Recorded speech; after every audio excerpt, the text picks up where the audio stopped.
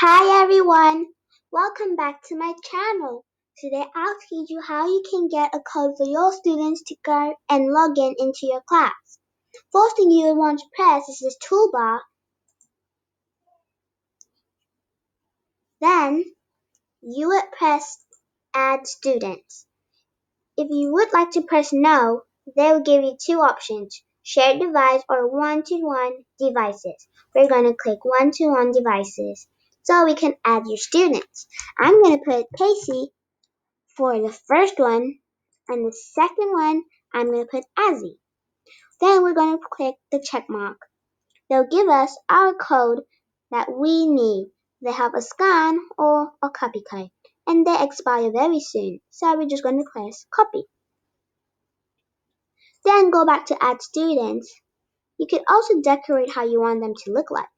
For Azzy, I think I'm going to change the icon to a panda, which is pretty cute.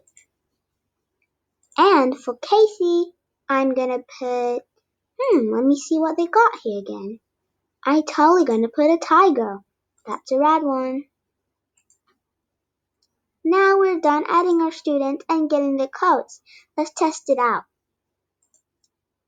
So first thing, I'm gonna sign out from my account and see if my students could log in.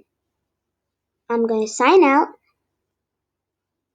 press I am a student, and type in the code. I just copied it so I could paste it easily, and press go. Now I've pressed go, they want us to click our name. And now I'm going to go in Azzy's iron and click the check button. It's loading, just have to wait for it to go into his account. Now we're in his account, and now we all know it works well for him when he logs in. Thank you so much for watching on how you can log in or get a code for your students to join any class that you made. Thank you so much. I hope you have a great time.